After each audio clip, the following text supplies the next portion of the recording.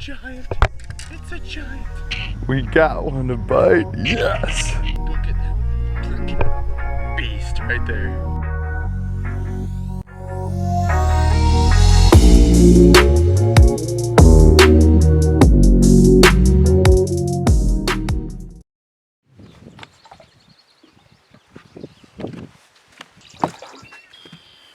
What is up, everybody? Welcome back to the Largie Fishing YouTube channel.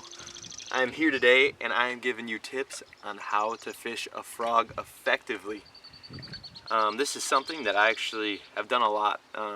It's one of my favorite ways to catch them, as is for most other bass fishermen. I'm sure it's hard to beat a blow up on the top of the water with a big bass underneath it. So this lure, I should say, before I get all stumbled with my words here, has caught my PB and it's caught numerous other big bass in my life, in my career, which has been short. I've only been fishing really hard and learning a lot in the last 5 years.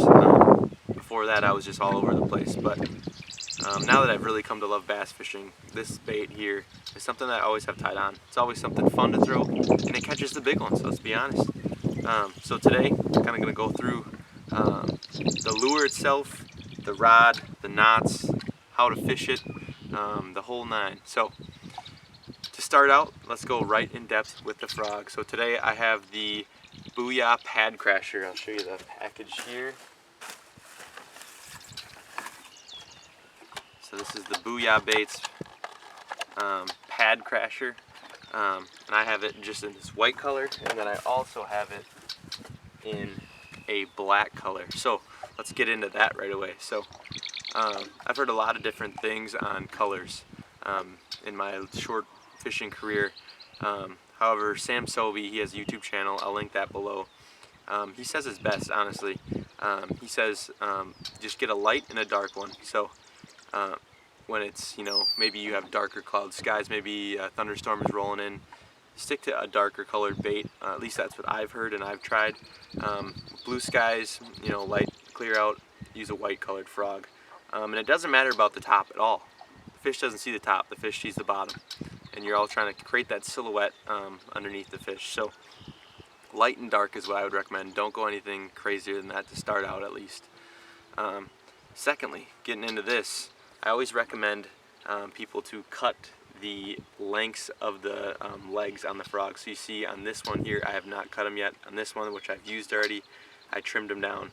And as you can see here, I actually trimmed up one side a little shorter than the other. That helps get that walk the dog action in the frog.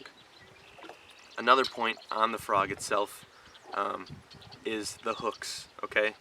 I always recommend people to bend up the hooks so you have a better, when that bass gets on, it can grip that a little bit better. So as you see here, I haven't touched this one at all. I have touched this one. I bent the hooks up just slightly, not crazy, but they still won't get caught in the weeds or the slop. And then moving up, so the knot. What do I throw as a knot? So this one is a little frayed already. I probably should retie here, but I throw a Palomar knot on all of my braid. Whatever I attach braid to my main line to a lure with braid, I always tie that Palomar knot. I'll link one below that I've used that helped me learn it. It's not a hard knot to tie. You tie it 10-15 times and you'll get really good at it. So moving on to the line here, I am throwing Power Pro, I think 30-pound braid on this rod, which I've seen people say you need 50 to 65. I've never broken off with 20 to 30-pound braid on a frog, so I don't find it any more useful at this point. And until I do, then maybe I'll upgrade, but 20 to 30-pound braid is what I recommend. It's small in diameter and it gets the job done for me, gets them out of the weeds. Then moving to the rod. So here I have a Fluger 6-4-1 reel, and I'm honestly not very impressed with this rod. I'd rather throw a Lew's speed spool, which is a little more bearings, and just, I don't know, I just like that reel better. I've having some problems with this Fluger reel, but I'm throwing it on a Halo rod here.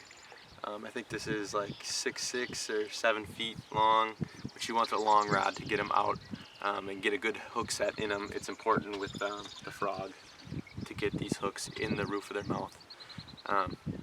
So other than that, just getting these little tips. It is key when you're doing this to practice. So I can't really teach you how to necessarily walk the dog with a frog, but I can tell you where to throw it, and you want to throw it as far up into the nasty weeds, whatever it is, as far up as you can get it, and just slowly pop it through there, and let those bass kind of get the vibrations off the top of the water. And sometimes they'll go through the thick stuff and go after it if they really want it, and other times they'll wait until you just get into like a little pocket, and then they'll come up and bust through and snack on this delicious little zebra cake here. So other than that, let's get to some fish catching. I'll show you some past frog shots of me catching some fish on it. But other than that, the biggest thing I got to tell you about action is just go out and practice. Go out and fish it. Like I said earlier, it's the most fun bait I throw. I've caught my biggest fish on this. But yeah, hopefully you have some luck out there. List anything in the comments that I may have forgotten. But other than that, like and subscribe below. Help me out. And go fishing someday and catch you a big one on a nice juicy frog. Have a good one. Thanks for watching Wade G Fishing. We're out of here.